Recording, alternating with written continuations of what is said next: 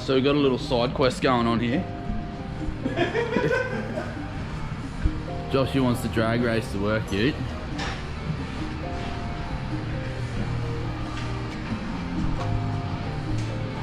It's already pretty zippy, this thing. We've done a tune on it, intercooler kit, cut some parts of the exhaust out, so had so many things wrong with it. Maddie's gone through and fixed up for us, so that's nice. Gonna weld the diff and send it. What tyres you got? Like just 255 radials, 15-inch steelies. 15-inch steelies with 255 radials, second hand, dirt cheap, welded diff. For 160 horsepower ute, it's got radials. Yeah, we'll see how that goes.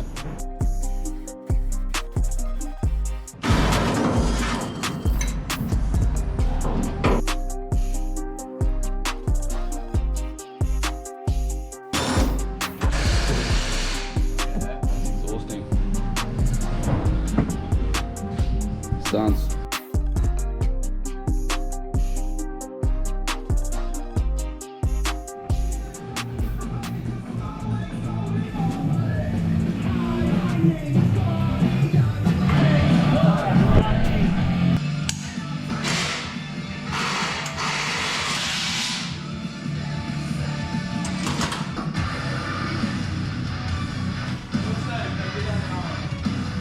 They didn't cover it.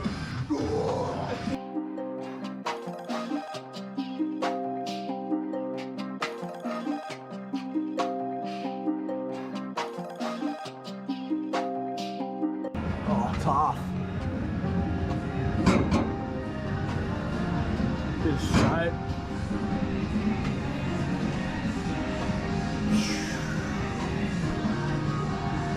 Alright, our side pipes all sort of like mocked up now.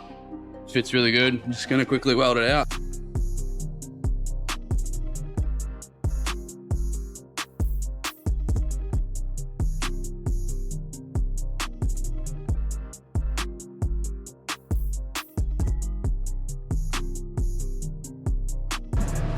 So what they don't tell you at the dealer is they actually come with these spider gears that allow the wheels to spin like independently, just for street use. Just gonna glue it all back. Get the hot glue gun out and Yeah, I don't know why they let them leave like this, honestly.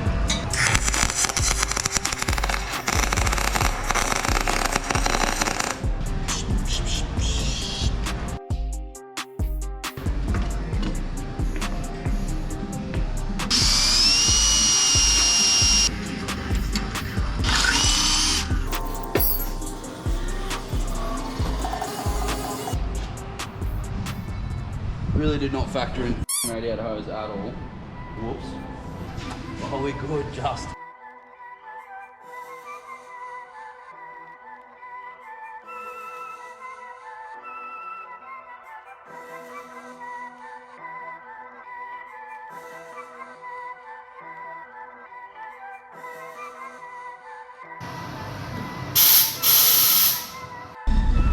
Yeah.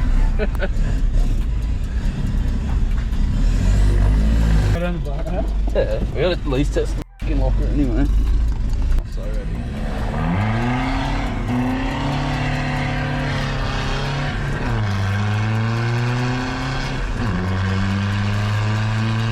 Side pipe isn't loud.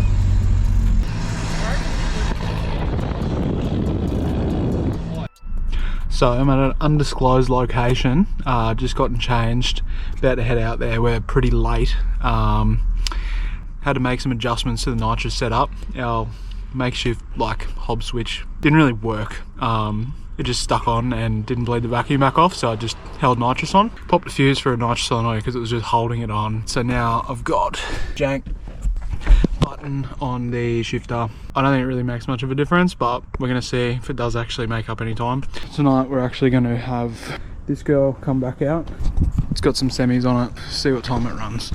Try and get lined up with him and go down the strip. Pretty sure it's gonna go like a I reckon it's gonna be like something in the 14s, probably a high 14, but we'll have to see how quickly I shift and if I can make up any time. The radials won't do anything, it doesn't make enough power to spin tyres anyway, but it looks tough and purging at the start line with a nitrous solenoid. It looks sick, but it does fuck all.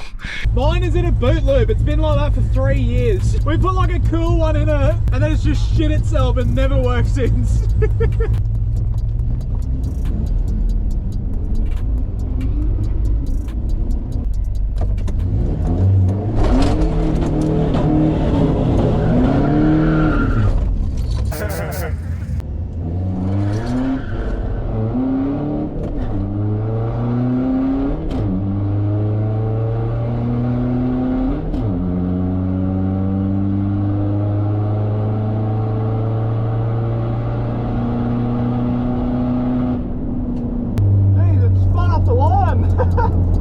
See what time it runs. I can't believe I spun. All day I was like, there's no fucking way that this would spin, even if we had standard tyres on it. And yeah, I must have just dropped it a little bit too hard, but I was on the nitrous the entire time, and it felt really quick. I was kind of, I don't know if it's because it's super cold in here, but it felt like way quicker than normal. So we'll see. I'll get the slip from the tower, and hopefully it's something good. Trav has not made it, so I'm wondering if he's broken something, because he's being pushed off the track right now, so we'll see how that goes.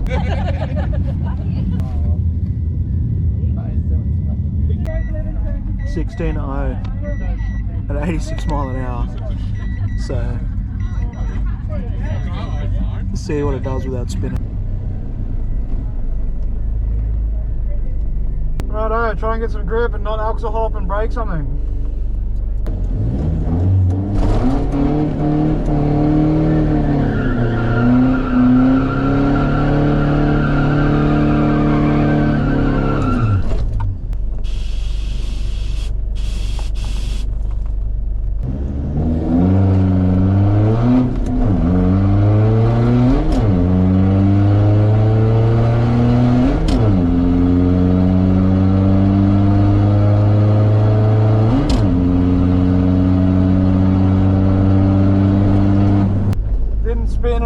Probably could have left a little harder, but I want to break something like the VE did. If I went quicker, I reckon I broke in the 15s. I keep taking my foot off the accelerator to change into second, which I probably shouldn't do, but I just, obviously, I don't do that all the time, so I'm not used to it.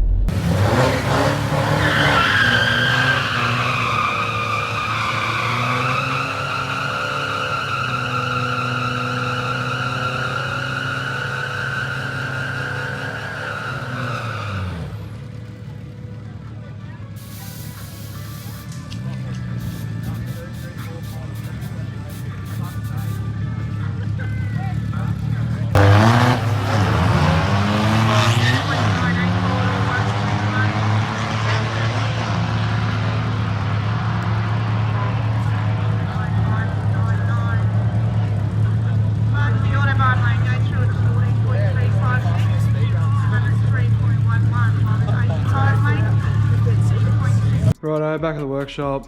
Got the Power Ranger parked up. Last run I did a 15.66 at 83 mile an hour. Big numbers. Oh yeah, I guess they're not little numbers. Picked up like 0.2 of a second at 60. That last run I launched it like fairly hard for 2012 ET streets.